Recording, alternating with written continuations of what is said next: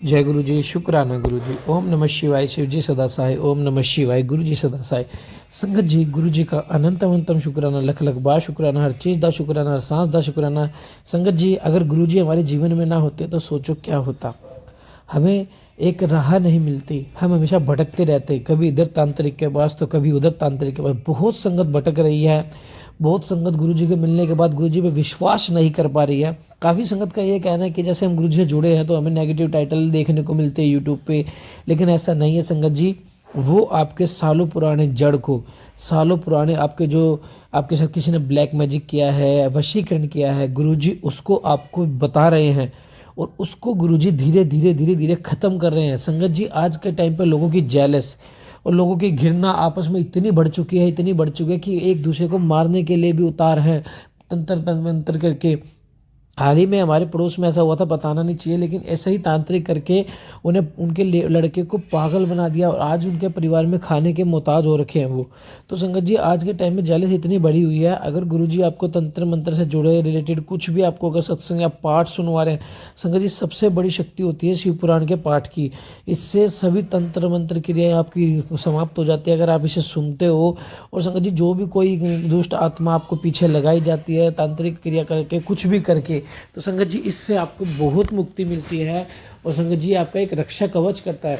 काफ़ी संगत के हमें मैसेज आते हैं कि संगत जी, जब से हमने आपके शिव पुराण का पाठ सुनने की शुरू किया है तब से हमारी लाइफ पूरी चेंज हो गई है, पूरी चेंज हो गई। तो संगत जी, आप भी आज से ही सुनो और गुरु जी पे विश्वास रखो। चैनल को सब्सक्राइब कर लो, बेल आइकन को प्रेस करो ताकि डेली सुबह 9 बजे शिव पुराण के पाठ की सेवा आपको मिले। जय गुरु जी। अथ द्विचत्वारिंशोऽध्याय। जय गुरु जी। सप्तव्याध संबंधी श्लोक सुनकर राजा ब्रह्मदत्त और उनके मंत्रियों को पूर्व जन्म का स्मरण होना, योग का आश्रय लेकर उनका मुक्त होना। भीष्मवाच मार्कंडे महाप्रज्ञ पितृभक्ति पीताम्बरम किम जातम तु ततो ब्रूहि कृपा मुनि सतम। भीष्म जी बोले, हे मार्कंडे, हे महाप्रज्ञ, हे पितृभक्तों में श्रेष्ठ, हे मुनि श्रेष्ठ, इसके अनंतर क्या हुआ, कृपा पूर्वक बताइए। मार्कंडेय उवाच ते धर्मनिर्योगनिरता सप्तमन संचारिणः वायं बुभुक्षा सततं श्रीमुपश्यन् स राजन्ते पुरतो नंदने मघवा इव तीर्थत्वा सुचिरम तत्र भार्य स्वपुरम ये हो। मार्कंडेय जी बोले, उपरांत उनका जन्म मानसरोवर के हंसों के रूप में हुआ। वे मानसरोवर में विचरण करना, 7 पक्षी धर्म योग में तत्पर रहते तथा पवन तथा जल का आहार करते अपना शरीर सुखाने लगे। इधर नीप देश का वह राजा उन पक्षियों को योग आचर्य देकर योग धर्म की प्राप्ति की अभिलाषा करता हुआ अंतपुर की स्त्रियों के साथ नंदरावन में इंद्र के समान क्रीड़ा करके भार्य सहित अपने नगर को चला गया।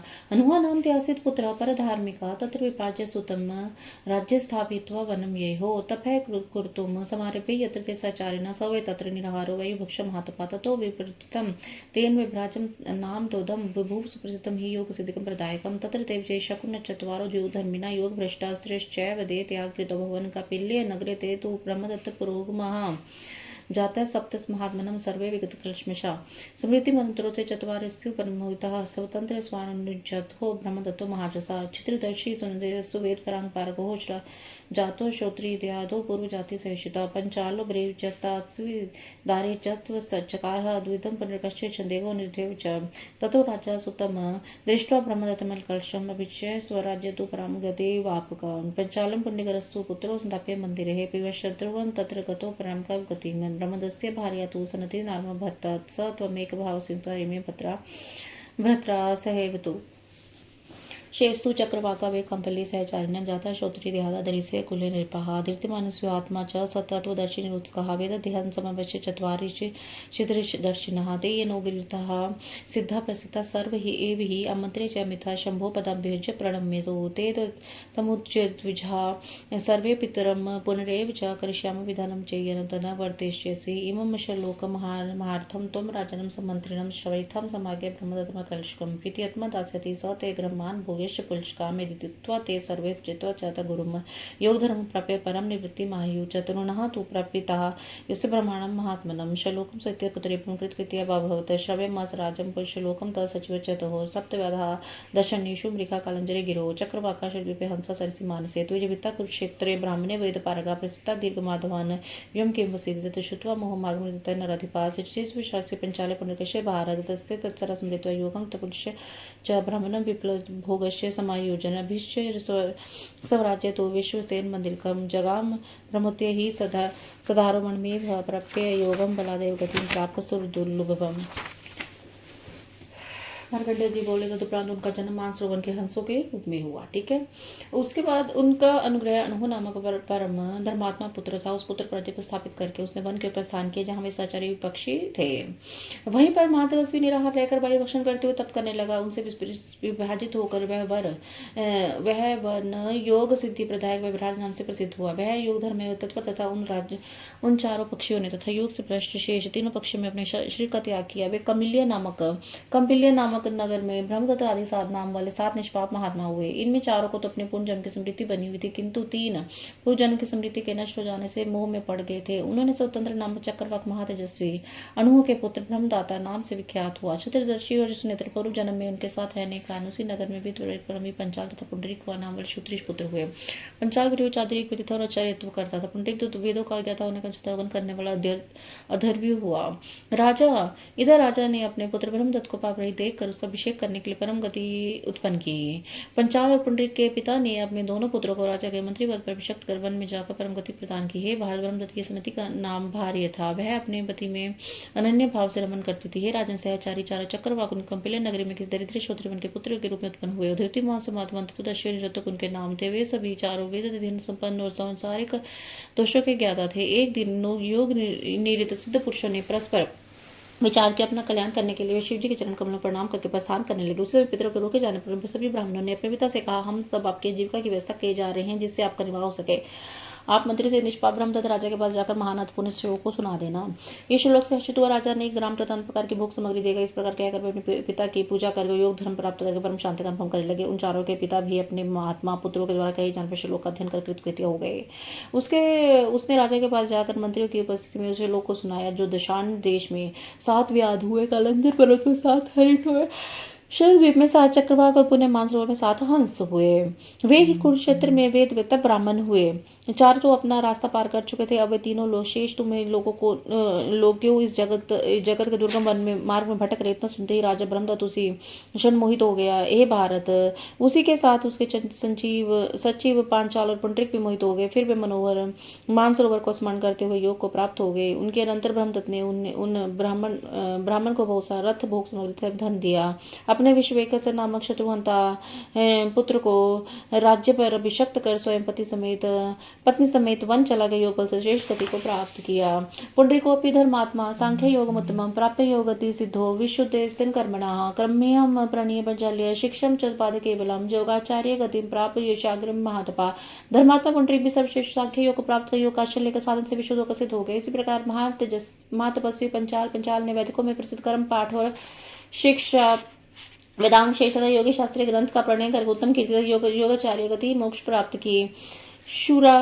शुरा ये संप्रतरित्या पुनर्वकाक्षिणा प्रापं प्रणश्यत शंभो परम पदम शरीरे मानसे चैव पापे वाग्जे महामुने कृतं सम्यगिदं भक्त्या पटेचेनु समन्वितः मुच्यते सर्वपापेभ्यः शिवनामकृतनाथ उच्चार्यमानं तस्मिन् देवतस्य तस्य वे विलयं पापमेति आम भाण्डमिवाभसि तस्मात् संचिते पापे समान्तरमेव च जपतव्यमेत पापस्य प्रशम्य महामुने नरे श्रद्धालु भूये सर्वकामफलाप्तेः षष्ठमेवाध्यायं पठेदेन शृणुतु वा मुच्यते सर्वपापेभ्यः मोक्षम याति न संशय।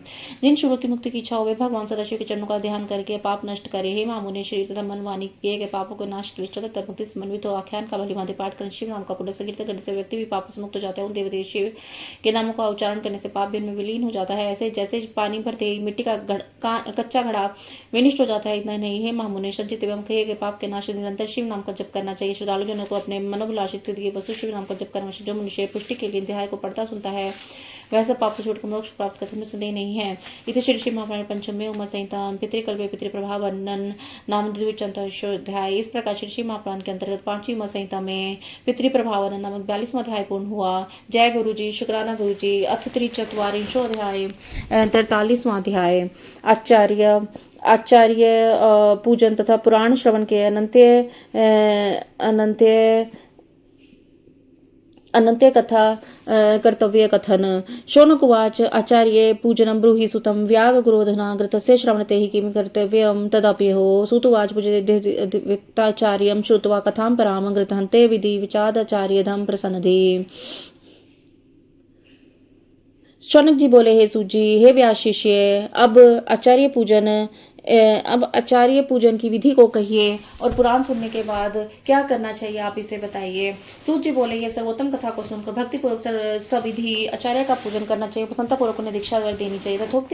तथोक्ता मणम्य संपूज्य च यथा विधि भूषणे हस्तकरणां वस्त्रे सौम्यादिभिः सुधी शिव पूजा समाप्तो तूद्वधन सुस्वत्काम कृतावसरं सुवर्णस्य पलमानस्य सांबरं तथा स्थाप्य शुभं ग्रंथं लिखितं लक्ष्रे अचार्य सुधीधन दुधान्मुक्ता स्वैद बंधने ग्रामो गजो यशपि यथा शक्ति परानि च मुने सर्वाणि देयानि वचके महात्म्ये मुदान सहितं सम्यक् श्रुतं हि सफलं समृद्धं पुराणं शौनक मुने सत्यमोदितं मया तस्माद् तु शरण्यामृतो मुने पुराणं निर्गाध्यर्थं पुण्यधम हृदय श्रुते। उसके अंदर बुद्धिमान को चाहिए कि पुराण वक्ता को नमस्कार करके विधि पूर्वक हाथ एवं कानों के भूषण और रेशमी सूती वस्त्र से उनका पूजन करे। शिव पूजा समाप्त होने जाने पर सवत्सा गौ का दान करे। उसके बाद सुधी एक पल स्वर्ण से आसन बनवा कर उसी पर वस्त्र बिछाए और उसी आसन पर सुंदर अक्षरों से लिखे हुए वह शुभ ग्रंथ को स्थापित कर आचार्य को प्रदान करे। ऐसा करने से वह संसार के बंधन से मुक्त हो जाएगा। हे मामुने,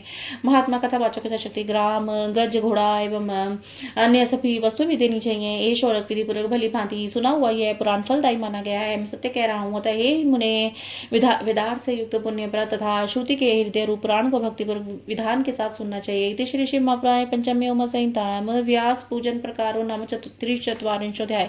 इस प्रकार श्री शिव महापुराण के अंतर्गत 5वीं उमा संहिता में व्यास पूजन प्रकार नामक 43वां अध्याय पूर्ण हुआ। जय गुरु जी, शुक्राना गुरु जी। अथ चतुश्चत्वारिंशो अध्याय 44वां अध्याय।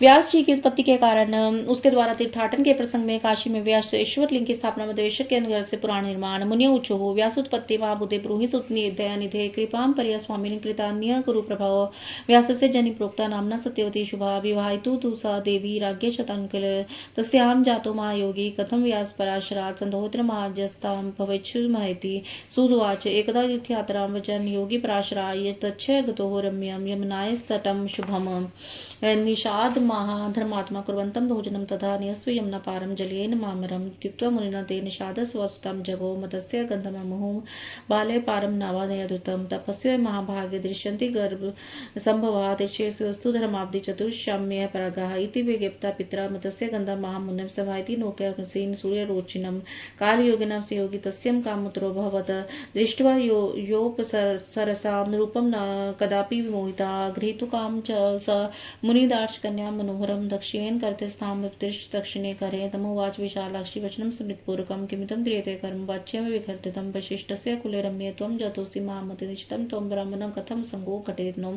दुर्लभं मानुषं जन्म ब्राह्मतो विशेषता तत्रापि तापसतं च दुर्लभं मनसतं विद्या वपुषा वाचा कुलिशेन चान्विता काम भानवशं यातो महादश्यं मत्र हि प्रवृत्तमवस्थे सत्करं कर्तुमे न कोऽपि वा भुवि वार्यतुं शक्तशाप्मे तस्य योगिना इति संचित्य हृदयेन जगाद महामुनं तवदते कुरु समान्यत्वा परमि च सूतवाच इति श्रुत्वा वचस्तस्य योगिराज पराशरात् त्याज पाणि तरसा सिन्धोः पारं गता पुनः मुनिजगां ताम्बलां मुनिकां परिपीडितां कम्पमाना तु सबला तमुवाच दयानिधं दुर्गन्धनां पुण्यश्रेष्ठ कृष्ण वर्षानिराशः भवस्तु परमदो विचार योगी सतं नव्यो घटते संघो कांचकयोरिवः तुल्ये जात्या कृत्योंगे हो संघा सौख्य प्रदो भवेत्। मुनि बोले, हे महाबुद्धे, हे सूत, हे दया सागर, हे स्वामी, हे प्रभु, अब व्यास जी की उत्पत्ति के विषय में कही अपनी परम कृपा से हम लोगों के कृतार्थ कीजिए। व्यास जी की माता कल्याण में सत्यवती कही गई हैं और उन देवी का विवाह राजा शांतनु से हुआ था। महायोगी व्यास जी उनके गर्भ से पराशर से किस प्रकार उत्पन्न हुए, इस विषय में हम लोग को महान संदेह आप दूर कीजिए। सूत जी बोले, मुनियों, किसी समय तीर्थ यात्रा पर जाते हुए योगी पराशर अकस्मात यमुना के ब्रह्मदत्त सुंदर तट पर रुके। तब उन धर्मात्मा ने भोजन करते निषाद राज से कहा, तुम मुझे शीघ्र ही नाव से यमुना के पार ले चलो। इस प्रकार उन मुनि द्वारा कहे जा रहे निषाद ने अपनी मत्स्यगंधा नामक कन्या से कहा, हे पुत्री, तुम शीघ्र से नाव से इसे पार ले जाओ। हे महाभाग, दक्षिणते के गर्भ से उत्पन्न हुए ये तपस्वी चारों वेदों के परागामी विद्वान एवं धर्म के समुद्र हैं। ये इस समय समुद्र पार करना चाहते हैं। पिता के इतना कहने पर मत्स्य गंधा सूर्य के समान कांति वाले इन महामुनि को नाव में उठा कर ले जाने लगी। जो कभी अप्सराओं के रूप को देख कभी मोहित नहीं हुए महायोगी पराशर मुनि काल के प्रभाव में मत्स्य गंधा के प्रति आसक्त हो गए। उन मुनि ने उन मनोहर दास कन्या को ग्रहण करने की इच्छा से अपने दाहिने हाथ से उनके दाहिने हाथ का स्पर्श किया। तब विशाल नयनों वाली उस ने मुस्कुराकर वचन कहे, महर्षि, आप ऐसा निंदनीय कर्म क्यों कर रहे हैं? हेमा मते विशिष्ट के उत्तम कुल में उत्पन्न हुए निषाद कन्या होते हैं। ब्राह्मण, हम दोनों का संग कैसे संभव है? मुनिश्रेष्ठ, मनुष्य जन्म ही दुर्लभ है, विशेषकर ब्राह्मण जन्म दुर्लभ है, और उसमें तपस्वी होना अति दुर्लभ है। अविद्या शरीर वाणी कुल और शील से युक्त होकर काम बाण के वशीभूत हो गए हैं। यह तो महान आश्चर्य है। इस योगी के शाप के मुख से अनुचित कर्म करने वाले प्रवृत्ति इसको इस पृथ्वी पर भी रोक पाने में समर्थ नहीं है। सब विचार के महामुनि ने कहा, हे स्वामी, जब तक मैं आपको उस पार ले चलती तब तक धैर्य धारण कीजिए। सूत जी बोले, उसके पास योगी राज पराशर ने शीघ्र उसका हाथ छोड़ दिया और पुनः नदी के पार चले गए। उनके अनंतर काम के वशीभूत मुनि ने उनका हाथ पुनः पकड़ा। तब कामती कन्या ने करुणा और सागर से मुनि श्रेष्ठ में दुर्गंधी युक्त तथा काले वर्ण वाली निषाद कन्या हूँ, और आप परम सुंदर विचारवान योगी श्रेष्ठ है। कांच और कांचन के हम दोनों का योग उचित नहीं है। समान जातीय रूप वालों का संग सुखदायक होता है। क्षण मात्रेण कामिनी कृतम योजन गंधा तु रम्य रूपम मनोरमा। उसके ऐसा कहने पर उन्हें क्षण मात्र से योजन मात्र सुगंध फुलाए रम्य रूप वाली मनोर कामनी बना दिया। पुच्छगाम तांबलाम सा मुनि काम पीड़ितः ग्रह तम दृष्ट्वा पुनः प्रवोच वास्वी रात्रो व्यवहाय कर्तव्यो न देव्याति श्रुति जगो दिवा संगे मान दोषो चिन्निंदा चापी दुरसधा तस्मात् प्रत्यक्षस्व यावद्वती यामिनी पश्यन्ति मानश्चात्र पिता में च तटे स्थिता त्युक्तमित कर्म कर्ण्यं वचर मुनि पंगवः निहारं कल्प्यमा सद्य पुण्य बलेन वा निहारं च समुत्पुण्यतं सरात्रि सन्नभे व्याविचय चकिता बाला पुण्य प्रवोचम तमुनिम योगिन मोह वीर्यस्त्वं भुक्त्वा गन्तसि मा यदि सगर्भास्यां तदा समर्पिका गर्तिमे भविष्यति कन्याव्रतमाभूते मम नष्टं भविष्यति हसिष्यति तदा लोके पितरं विभविष्यामि।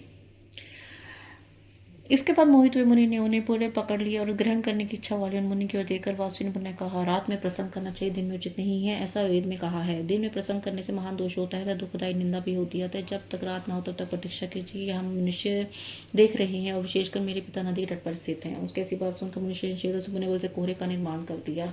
अंधकार के कारण अतिरिक्त सृष्टि प्रतीत होने वाले उत्पन्न हुए कोहरे को देखकर संसर्ग के प्रति आश्चर्यचकित निषाद कन्या ने पुनः कहा, हे योगिन, आप तो अमोघ वीर्य हैं। हे स्वामी, मेरे संग्रह कर तो आप चले जाएंगे। यदि मैं संग कर आप चले जाएंगे। यदि मैं गर्भवती होगी तो मेरी क्या गति होगी? महाबुद्धि से मेरा कन्या व्रत नष्ट हो जाएगा। तब सभी लोग मेरी हंसी करेंगे और मैं पिता से क्या कहूंगी? पराशर बोले, हे बाले, पराशर वाचरम बाले माया साध्याम स्वच्छंदम काम जिसे रसे स्वेभिलाष्यम आख्याहिम पुरियाम्य धुना प्रिय मतागे सत्याकरणाम नाम न सत्यवती भव बंधनीय दशा शेषी गर्भस्त्र दशरपी। हे वाले, हे प्रिय, तुम समय मेरे साथ अनुराग से स्वच्छंदों का रमन करो। तुम अपनी अभिलाषा बताओ, मैं उसे पूर्ण करूंगा। मेरी आज्ञा तो सत्य से कर्तव्य करने सत्यवती नाम वाली होगी और संपूर्ण योगीजन तथा देवगण तुम्हारी वंदना करेंगे। सत्यवती हुआ, जानते न पिता न वन्य भुवि मानवः कन्या धर्मो न मे हन्याधि स्वगुरु मातधा पुत्रस्य तत्समो नाथ भवेदुत शक्तिमान सौगंध्यम सर्वांगे मे तरुणम नाच नमम। सत्यवती बोली, हे महर्षि, यदि मेरे माता पिता तथा पृथ्वी के अन्य मनुष्य इस कृत्य को न जाने तो मेरा कन्या धर्म नष्ट हो आपसे मुझे ग्रहण करे, और हे नाथ, मेरा पुत्र आपके समान अद्भुत शक्ति संपन्न हो। मेरा शरीर में सुगंधी और नवयौवन का सदा बना रहे। पराशर वाशुणु प्रियता अभिष्टम सर्वं पूर्ण भविष्यति विश्ववंश संभव पुत्रो भविता ते महायशा किंचिदे कारणं विधि यतोहम काम पीड़ितः दुष्टः जापरसाम रूपम नान्मुनि में मना क्वचित् मीनगंधाम समलक्ष्य त्वां महावश गौतम भवम ना बाले बाल पठस्थो ब्रह्मलेखो न था भवेत् पूर्णकर्ता पुत्रेस्तु वेद शाखा विभाग कृतं भविष्यति वराहो ख्यात कीर्तजस्य जगत रहे इत्युक्त्वा तां सर्वांगिकी विभक्त्वा योग विशारदा ब्रवाज शीघ्र यमुना जले स्नात्वा महामुनि सापि गर्भ दधारशु द्वादश समत प्रभम असुत सूर्यादित्युपे कामदेवता जनम वामे कमंडलम विप्रदक्षे दजामुतमम पिशंगी जटादिश्य राजतो महासंवहच्च जातमत्रस्तु तेजस्वी मात्रम प्रत्यभाषत गच्छमर्त्यकामं गच्छामि रहित परम मर्त्यता भवत् कार्यं तव कञ्चित् तप्तं संस्कृत पश्चामिष्यमि त्वदच्छा पूर्ति हेतवे त्यक्त्वा मातृचरणाभित तपोनिधि जगाम च तपः कर्तुं तीर्थ विशोधनम्। सत्यवती पराशर बोले, हे प्रिय सुनो, तुम्हारा सारा मनोरथ पूरा होगा, तुम्हारा पुत्र विष्णु ज्ञान से मुक्त तथा युक्त और महायशस्वी होगा। मैं जो इस समय मुग्ध हुआ हूँ उसमें निश्चय ही कुछ कारण समझो। तुराव के रूप को देखकर मैं कभी मोहित नहीं हुआ हूँ, किंतु मछली के समान गंध वाली तुम्हें देखकर मैं मुंह के वशीभूत। हे बाले, ललाट में लिखी हुई ब्रह्म लिपि तथा अन्यथा ना होने वाली है। हे विरोह, हे तुम्हारा पुत्र पुराणों का कर्तव्य शाखों का विभाग करने वाला तथा तीनों लोकों में प्रसिद्ध कीर्ति वाला होगा। हे मामू ने ऐसा कहकर मनोरंग वाली वह मुझसे गंधा का संकर योग प्रवीण पराशर जी यमुना में स्नान कर शीघ्र चले गए। उसके अनंतर उस कन्या ने शीघ्र गर्भ धारण कर यमुना के द्वीप में सूर्य के समान प्रभावशाली कामदेव के सुंदर पुत्र को उत्पन्न किया। वह बालक अपने बाएं हाथ में कमंडलू तथा दक्षिण हाथ में शेष दंड धारण किए हुआ था। पीतवन की जटाओं से शोभित और महान तेजोशील वाला था। उत्पन्न होते ही उस तेजस्वी ने अपनी माता से कहा, हे माता, तुम अपनी यथेष्ट स्थान को जाओ, मैं भी जाता हूँ। हे माता, जब कभी तुम्हारा यह अभिष्ट कार्य हो तब मुझे स्मरण करना, मैं तुम्हारी इच्छा पूर्ति के लिए उपस्थित हो जाऊंगा। ऐसा कहकर उस तपस्वी ने उनकी माता के चरणों में प्रणाम किया और तप करने के लिए पापनाशक तीर्थ में चला गया। सापे पितरंतकम याता पुत्र स्नेकुला सती स्मरंती चरितम सूनो वर्धयंती सभाग्यकम। सत्यवर्ती गए हुए पुत्र स्नेह से व्याकुल होकर अपने पुत्र के चित्र का स्मरण करती तथा अपने भाग्य के स्नान करते पिता के पास चली गई। द्वीपे जातो यतो बलस्थेन द्वीपोभ्यवत वेद शाखा विभजना वेद व्यास प्रकृत। द्वीप में उत्पन्न होने का अनुज बालक द्व्यपन हुआ और वेद शाखाओं का विभाग करने का वेद व्यास कहा गया।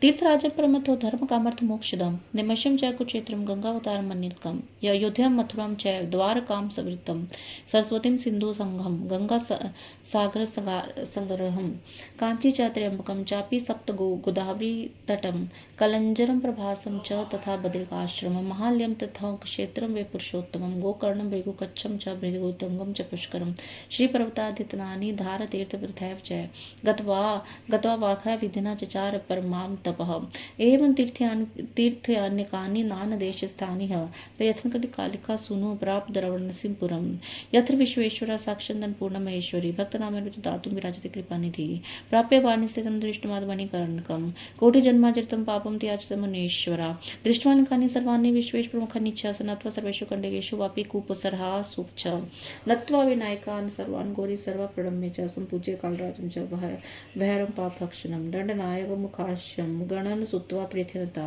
अधिकेशव मुखनाश्य केशवान् परिस्तोष्य च ललार्क मुखिने सूर्याश्र प्रणम्य च पुनः कृत्वा पिंड प्रदानि सर्वतीर्थे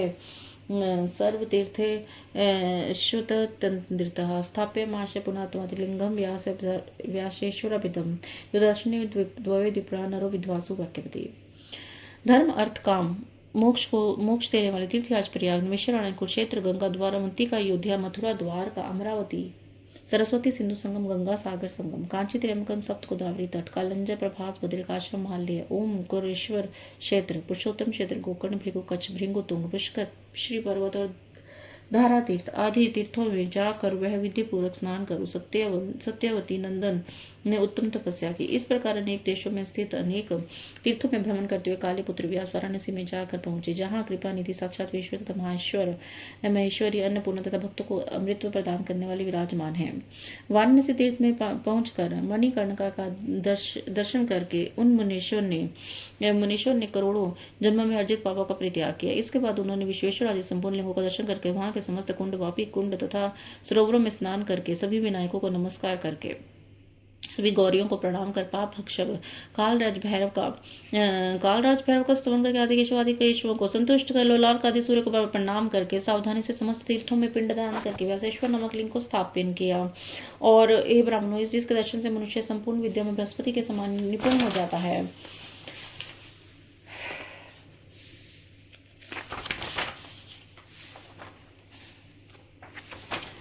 लिंगान्यश्चर्य विश्वेश प्रमुखानि सुभक्तिता अस्कृति च मार्गकिं लिंगम शिप्रुसिदम् यम राधे महादेव विद्या सर्वलभ में पुराण कर्तुम शक्ति मामस्तु युदनुगृहत श्रीमधोकारकाथम वा कृतिवेशेश्वरम किमुकाधीर्यशम तुम कर्मेशम चंद्रवेशव त्रिलोचनम कालेशम हृदकलेशम कल्वेश्वरम वा ज्येष्ठम त्रिभुवेशम जगजेश्वरम तु वा दाश्वमेधिविशाम दम्रचंडवेश्वरम वा त्रिकेशवं गुरुडेशवं वा गोकर्णेशवं गणेश्वरं प्रसन्नवदनेशवं वा धर्मेशं तारकेश्वरं नन्दिकेशवं निवासिनं पुत्रेश प्रतिकेश्वरं प्रविदेशं पशुपतिं हटकेश्वरमेव मृपतेश्वरं वा तिलभाण्डेश्वरं वा भारभूतेश्वरं किं वां महालक्ष्मीश्वरं तु वा मरुतेशं तु मोक्षवासं गंगेशं नमदेश्वरं कृष्णेशं परमेश्वरं मथापि यमुनेशं लाङ्गलेशं श्रीमदेश्वर विभुम् अमिक्तेश्वर वात विशालक्षरमेव व्याघ्रेश्वर पराशं विदेश्वर मथापि वा वरुणेशं विदाशं वा हरिकेश्वरं तुजा भवनेशं कर्पदेश कंदुकेशं जवेश्वरं विश्वकर्मदेश्वरं वात वीरेश्वर मथापि वा नादेशं कपिलेशं च भुवनेश्वरं वा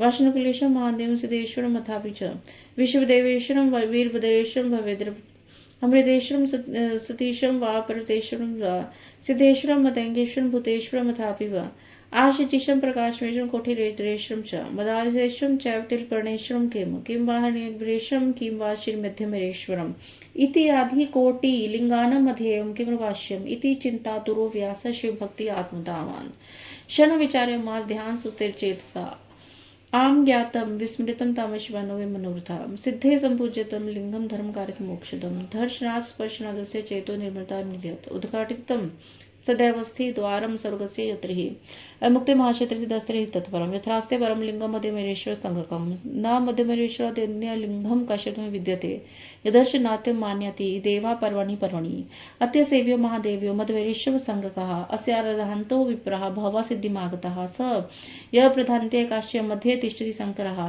स्वपुरजन सौख्यार्थितो सो मध्येश्वरः तुम्बुरु नाम गंधर्वो देवनिशिनादस्तथा अमृध्य संपन्नो गान विदः विशारदो अमयो सम्राध्य विष्णु मोक्ष प्रदः बृहत् विष्णु विष्णुश्च रुद्रश्च सृष्टिपालहारकः ननादिश कुबेरपि वाम देवीशैवरटः खटमांगो नाम भूपालो नथ्य अपत्यवान भूत अप्सराश्चंद्रभामख्य नित्यंती बीज भावता सदेह कोकिलापालिंग मध्य लय गाता श्री करो गोपिका सुनु सेवत्यो मध्यवरेश्वरम गणपत्यम समलेभे शिवस्य कर्मात्मनः भाग्यो भार्गव गीश्वती शोभदेवो देवत्या शुच्युतो विद्या परांगतो जातो प्रसन्न मुदमेश्वरो अमप्य संपूज्य मेदमेश्वरम प्राणकृते शक्ति प्रवस्यामि तरसा ध्रुवम् इति कृत्वा मतिं धीरो व्यास सत्यवितुं सुधा भागीरथी स्मृत स्नात्वा जगराम निहं प्रति क्वचित् पर्णशीनो भूत्वा वलशाकर्षाणः क्वचित् वात भूग बल भूग क्वापि क्वचिन् शन व्रतिः इत्यादि नियमयोगीं त्रिकालं मध्यमनेश्वरं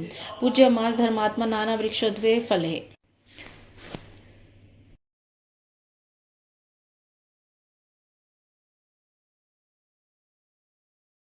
भक्ति पूर्वक विश्वेश्वर आदि लिंगों का पूजन करके वे बार बार विचार करने लगे कि कौन सा लिंग शीघ्र साधन सिद्धि देने वाला है, जिसकी आराधना कर मैं संपूर्ण विद्याओं को प्राप्त करूं, जिसके अनुग्रह से मुझे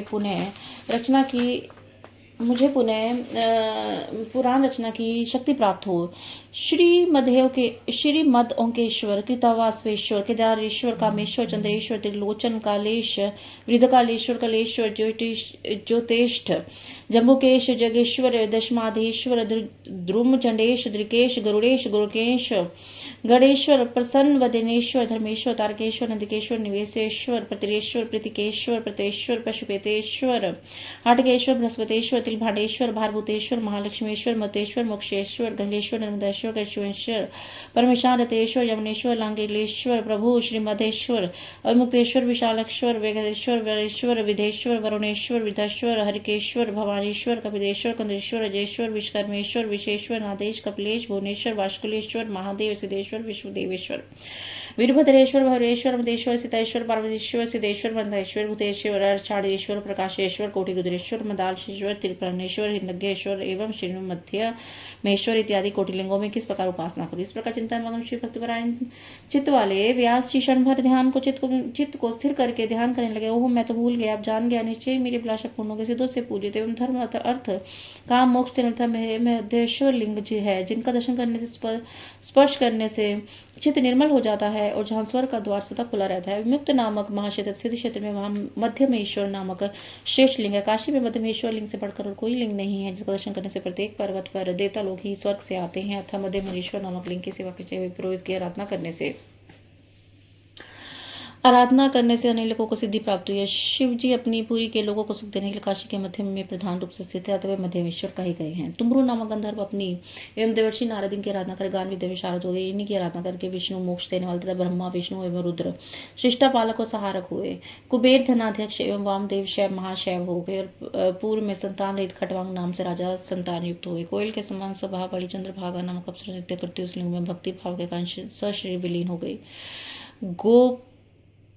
गोपिका के पुत्र श्रीकर ने मध्यमेश्वर की आराधना करके दयालु चित्त वाले शिव का गणपत्य पद प्रदान किया। दैत्य पूजित भार्गव एवं देव पूजित बृहस्पति मध्यमेश्वर की कृपा से विद्याओं में पारंगत हो गया। अतः मैं भी मध्यमेश्वर की आराधना कर पुराण रचने की शक्ति शीघ्र ही निश्चित रूप से प्राप्त करूंगा। धैर्यशाली व्रतनिष्ठ सत्यवती पुत्र अपने व्यास ने ऐसा विचार कर भगीरथी के जल में स्नान कर मध्यमेश्वर के पूजन का नियम ग्रहण किया। व्यास कभी पत्ते का भक्षण करते, कभी फल का शाकाहार रहते, कभी वायु पीते, कभी जल पीते, कभी निहार रहते। इन नियमों द्वारा वे धर्मात्मा योगी अनेक प्रकार के वृक्षों के फल से तीनों समय मध्यमेश्वर का पूजन करने लगे।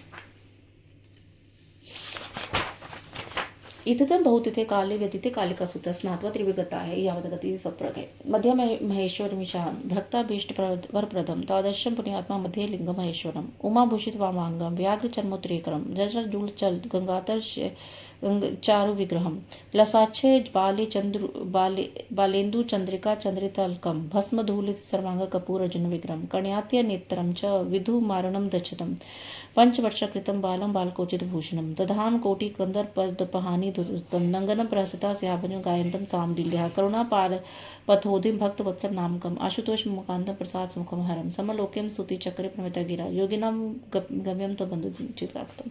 इस प्रकार आराधना करते बहुत दिन बीत जाने पर एक दिन व्यास ने प्रातः गंगा स्नान करके पूजन के लिए मध्यमेश्वर में गए। इसी समय पुण्यात्मा ने शिवलिंग के बीच में भक्तों को अभिष्ट वर देने वाले ईशान मध्यमेश्वर का दर्शन प्राप्त किया। उनके वामांग में उमा शोभित हो रही थी। वे व्याघ्र चर्म का उत्तरी धारण किए हुए थे। जटाजूट निवास करें गंगा की चलायमान तरंगों से उनका विग्रह शोभित हो रहा था।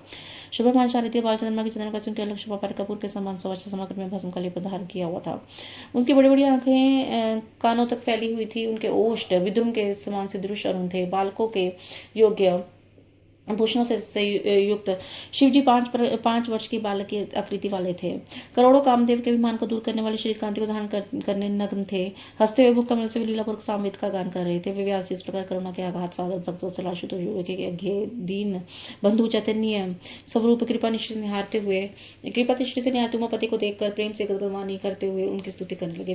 वेद व्यास उवाच देवदेव महाभाग शरणागत वत्सल मामंगन कर्म दुष्प्राप योगिन मापय गोचरा व्यापन्न च वेदः विधाम्य सर्वमपते त्वमेव जगता कर्ता धर्ता हर्ता तथैव च त्वमाद्य सर्वदेवानां सच्चिदानन्दमेश्वरा नाम गोत्रेण च ततस्तथा सर्वज्ञ सदाशिव त्वमेव परमं ब्रह्म माया पाश निवर्तका गुणनिर्धन दीपस्तवे पद्य पत्र विभावसः न ते जन्म न वै शीलं न देशो न कुल ते चतम इतम भूतोपविश्यस्तवं त्रिलोक्य काम वहे।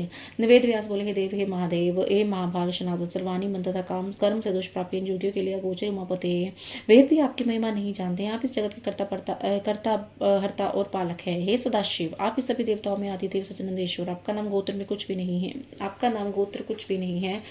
आप सर्वज्ञ हैं। आप ही माया पाश को नष्ट करने वाले परब्रह्मा और आप ही जल से निर्लिप्त कमल पत्रों की भांति तीन गुणों से लिप्त नहीं है।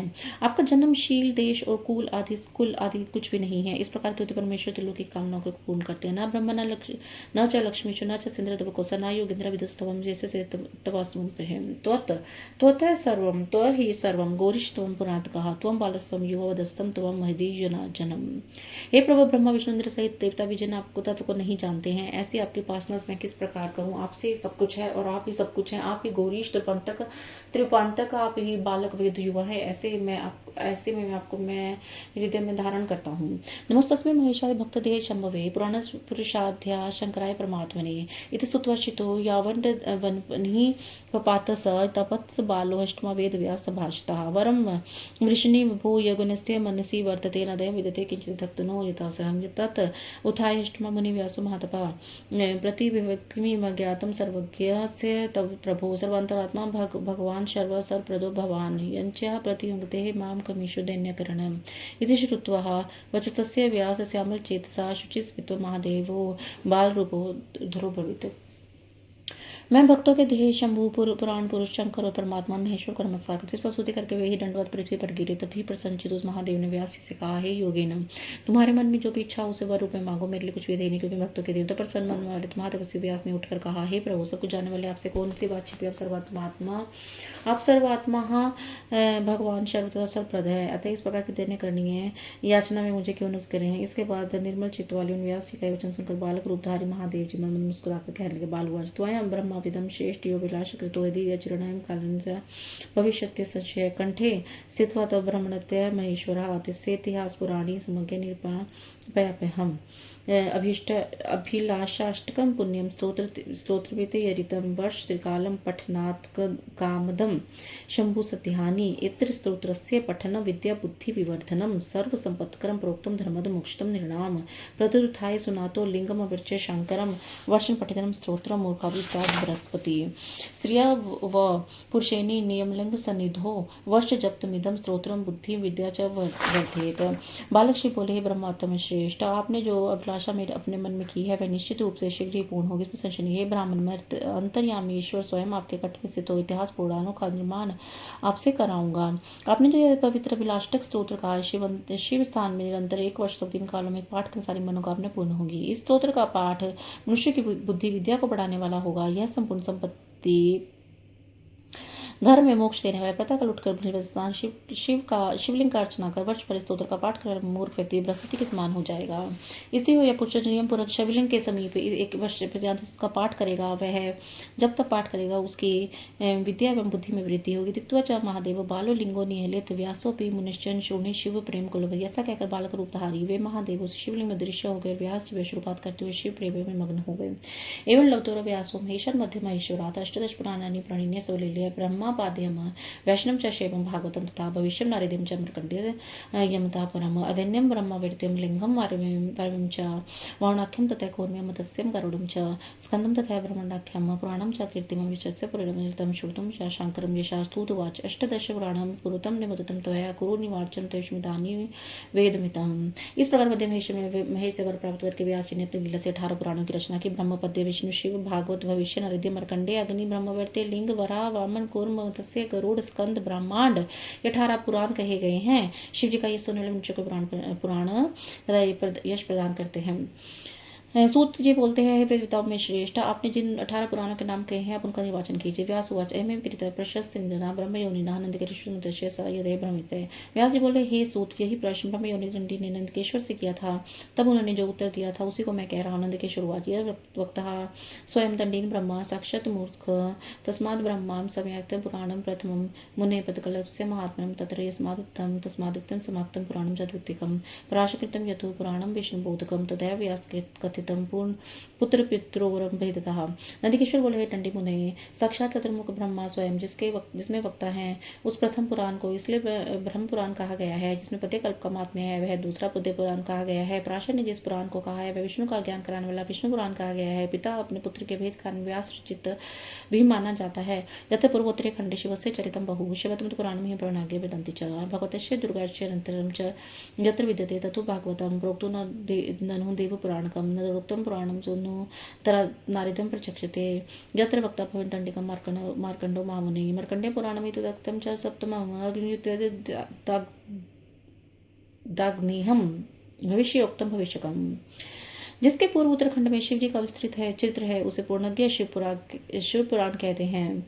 जिसमें भगवती दुर्गा का चरित्र देव भागवत पुराण है। नारद जी द्वारा कहा गया पुराण नारदीय पुराण कहा जाता है। टंडी मुनि जिन्होंने मार्कंडेय मुनि महावक्ता है 7वां मार्कंडेय पुराण कहा गया है। अग्नि द्वारा कथित होने का अग्नि पुराण एवं भविष्य का वर्णन करना भविष्य पुराण कहा गया है। विवाद नाद ब्रह्मसु ब्रह्मा मुच्यते कस्य चरितो वक्त पुराणम लिंग मुच्यते वारस्य च वरणम पुराणम द्वादश मुनि यत्र स्कंदम स्वयं श्रोता वक्तम साक्षान् महेश्वरा ततुस्कंदं समावक्त्य वामनस्य तु वामनं कूर्मं कूर्मस्य चरितं मत्स्य कीर्तितं गरुडस्थं स्वयं वक्ता यततम गरुड़ संज्ञकम ब्रह्मांड चरितोत्वाद ब्रह्मांड परितकम। ब्रह्मा के विवर्तन का क्या है कि ब्रह्मावर्ते पुराण कहा जाता है। लिंग का चित्रण का लिंग पुराण कहा जाता है। हे मुने भगवान वराह का अवतरण होने के कारण 12वां वराह पुराण है, जिसे साक्षात महेश्वर वक्ता है और स्वयं स्कंद श्रोता है, जिसे स्कंद पुराण कहा गया है। वामन का चित्र होकर वामन पुराण, कुर्म का चित्र होने के कारण कुर्म पुराण, तथा मत्स्य का होने के कारण कथित 16 मत्स्य पुराण है। जिसके वक्ता गरुड़ है वह 17वां गरुड़ पुराण है। ब्रह्मांड के चित्र का बन होने के कारण 18वां ब्रह्मांड पुराण कहा गया है। सूतवाच मे महाकरी प्रश्न व्यवसाय धीमते तथा सर्व पुराण मया निवचनम श्रुतम। सूच बोले शौनक जी, मैंने ये प्रश्न बुद्धिमान व्यास जी किया था, तब उनसे मैंने सभी पुराणों का निवचन सुना। एवं व्यासम समुत्पन्न सत्वयं प्राच्यतः पुराणं सहस्रचक्रे महाभारतमुत्तमम् प्राचीन संयोग पुनः शंतुनन यथा सत्यवय ब्राह्मणम सशरी यदो महर्षि। इस प्रकार सत्यवती गर्भ से प्राचीन के उत्पन्न हुए व्यास जी ने पुराण संहिता एवं उत्तम महाभारत की रचना की। हे ब्राह्मण, प्रथम सत्यवती का सहयोग पराशर से और उनके शांतनु से हुआ, इसमें संदेह मत कीजिए। सकरणी उत्पत्ति कथिताश्चर्य कारणी महत्ताम चरिते चैव गुणा वग्रहम विचक्षणे इदम रहस्यम परणम च श्रृणति प्रत्यत्वी सर्वपाप निवृत्तम ऋषि लोके मायते। यह आश्चर्यकरणी उत्पत्ति सकरण करी गई है। महान पुरुषों के चरित्र में बुद्धिमानों के गुणों को ग्रहण करना चाहिए। जो मनुष्य इस परम रहस्य को सुनता पढ़ता है, वैसे भी पापों से मुक्त होकर ऋषि लोक में प्रतिष्ठा प्राप्त करता है। श्री श्री महापुराण पंचमी संहिता व्यासोत्पत्ति वर्णनाम चत्वारिंशोध्याय। इस प्रकार श्री श्री महापुराण के अंतर्गत 5वीं संहिता में व्यासोत्पत्ति नामक 44वां अध्याय पूर्ण हुआ। जय गुरु जी, शुक्राना गुरु जी।